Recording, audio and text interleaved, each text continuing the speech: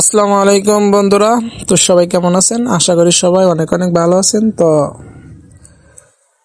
ঢাকায় থেকে বাড়িতে আসার পরে তো আমরা দুই ভাই, ছোট বোন এবং দাদি সহ আমরা আমার অসুস্থ নানাকে তো দেখতে আসছি। তো আপনারা অবশ্যই আমার ফেসবুক থেকে অবশ্যই অনেকেই দেখতে পেরেছেন এবং জানতেও পেরেছেন যে আমার নানার দীর্ঘদিন ধরে তিনি ক্যান্সারে আক্রান্ত।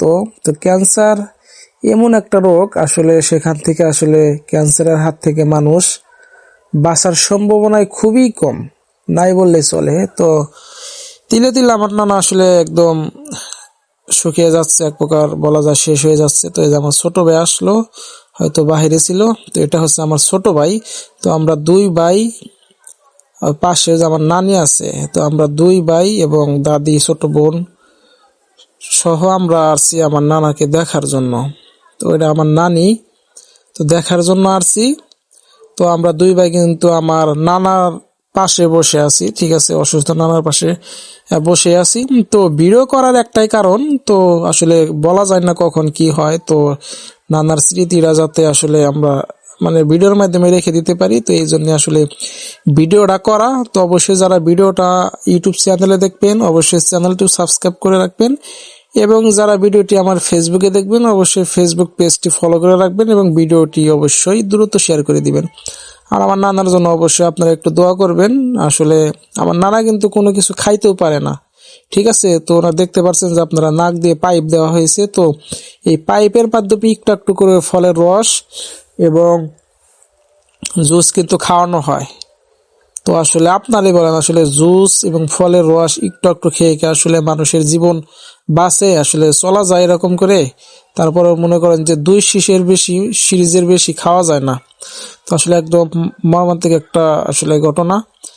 তো আসলে সবাই দোয়া করবেন। দেখতে পাচ্ছেন আমার নানা আসলে শুকিয়ে গেছে। আসলে পূর্বে যে আমার নানার ফটো আছে, এটা হচ্ছে আমার ফেসবুকে আপলোড দেওয়া আছে। আসলে আপনারা যারা ফেসবুকে ভিডিওটি দেখবেন অবশ্যই পূর্বের এক ফটো আছে, ফটোটা দেখেন যে আমার নানা শরীর স্বাস্থ্য কিরকম ছিল। আর এখন একদম শুকিয়ে গেছে, আসলে কোনো কিছু খাইতে পারে না, ভালোভাবে হাঁটতে পর্যন্ত পারে না।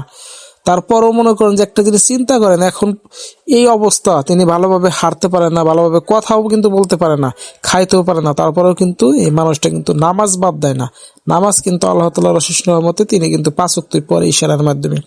তো সবাই দোয়া করবেন যাতে আল্লাহ তাআলা আসলে আমার নানাকে দীর্ঘায়ু দান করে এবং সুস্থতার সাথে জানি তার হায়াত বাড়াইয়া দেয়, হায়াত যাতে বাড়াইয়া দেয়। সবাই দোয়া করবেন এবং যারা ইউটিউব চ্যানেলে আসলে ভিডিওটি দেখবেন অবশ্যই চ্যানেলটি সাবস্ক্রাইব করে দিবেন, আর ভিডিওটি অবশ্যই শেয়ার করে দিবেন। যারা ফেসবুকে দেখবেন অবশ্যই ভিডিওটি শেয়ার করে দিবেন। তো আসলে ভিডিও আসলে করার মাধ্যমে একটাই, যে আসলে নানা স্মৃতিরা যাতে রেখে দিতে পারি। আসলে বলা যায় না কখন কি হয়, এই কারণে আসলে ভিডিওটি আমরা করে রাখছি বা করে রাখতেছি ভিডিওটি। তো আমার দাদি এবং ছোট বোন এবং ছোট ভাইকে নিয়ে আসলে আমি দেখার জন্য গেছি, যেহেতু 3 দিনের ছুটিতে আসছি, এই কারণে আসলে যেদিন আইসি তার পরের দিন আসলে আমরা চলে আসছি নানির বাড়ি।